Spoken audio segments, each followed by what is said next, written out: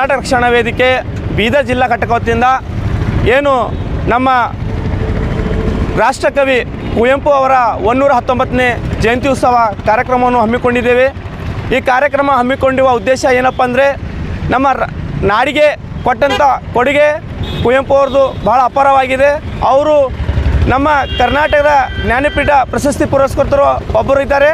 ಅವರೊಂದು ನಾಡಿನ ಒಂದು ಏನು ನಮ್ಮದು ಕೊಡುಗೆ ಇತ್ತು ಇದು ರಾಷ್ಟ್ರ ಮಟ್ಟಕ್ಕೆ ತಂದಂಥ ಒಂದು ಮಹಾ ವ್ಯಕ್ತಿಯ ಇವತ್ತು 119ನೇ ಜಯಂತಿ ಉತ್ಸವವನ್ನು ನಾವು ಇವತ್ತು ನಮ್ಮ ಬೀದರ್ ಜಿಲ್ಲೆಯಲ್ಲಿ ಆಚರಣೆ ಮಾಡಿದ್ದೀವಿ. ಮುಂಬರೋ ದಿನಗಳಲ್ಲಿ ನಮ್ಮ ಬೀದರ್ನಲ್ಲಿ ಏನು ರಾಷ್ಟ್ರಕವಿ ಕುವೆಂಪು ಅವರ ಜಯಂತಿ ಉತ್ಸವ ಇನ್ನೂ ತುಂಬ ವಿಜೃಂಭಣೆಯಿಂದ ಆಚರಿಸ್ತೇವೆ ಅಂತ ನಾನು ಈ ಮೂಲಕ ಹೇಳೋಕ್ಕೆ ಬಯಸ್ತೇನೆ. ಮತ್ತು ಕುವೆಂಪು ಅವರ ಏನು ಕವಿಗಳಿವೆ, ಕನ್ನಡ ಬಗ್ಗೆ ಅವರ ಪ್ರೀತಿ ಕಾಳಜಿ ಮತ್ತು ಕನ್ನಡ ಬಗ್ಗೆ ವಹಿಸಂಥ ಏನು ಅವರ ಪ್ರೀತಿ ಇದೆ ಅದನ್ನು ಮುಂದಿನ ಪೀಳಿಗೆಗೆ ಒಂದು ಒಳ್ಳೆಯ ರೀತಿಯಿಂದ ಅವರ ಜೀವನದಲ್ಲಿ ರೂಪಿಸಿಕೊಳ್ಳುತ್ತಾರೆ ಅಂತ ಈ ನಾನು ಮೂಲಕ ಹೇಳುತ್ತಾ ಕುವೆಂಪು ಅವರಿಗೆ ಮತ್ತೊಮ್ಮೆ 119ನೇ ಜಯಂತಿ ಉತ್ಸವದ ಹಾರ್ದಿಕ ಶುಭಾಶಯ ಕೋರುತ್ತೇನೆ. ಧನ್ಯವಾದ.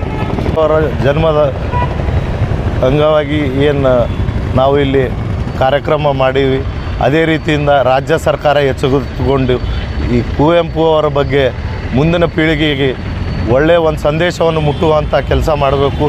ಅದೇ ರೀತಿಯಿಂದ ವಿಜೃಂಭಣೆಯಿಂದ ಈ ಜಯಂತಿಯನ್ನು ಆಚರಿಸಬೇಕಂತ ಸರ್ಕಾರಕ್ಕೆ ಒತ್ತಾಯಿಸಿ ಈ ಜಯಂತಿ ಕಾರ್ಯಕ್ರಮದ ಕರ್ನಾಟಕದ ಎಲ್ಲರಿಗೂ ಶುಭಾಶಯಗಳು ತಿಳಿಸ್ತಾ ನಂದೆರಡು ಮಾತು ಮುಗಿಸ್ತೀನಿ. ಜೈ ಹಿಂದ್, ಜೈ ಕರ್ನಾಟಕ.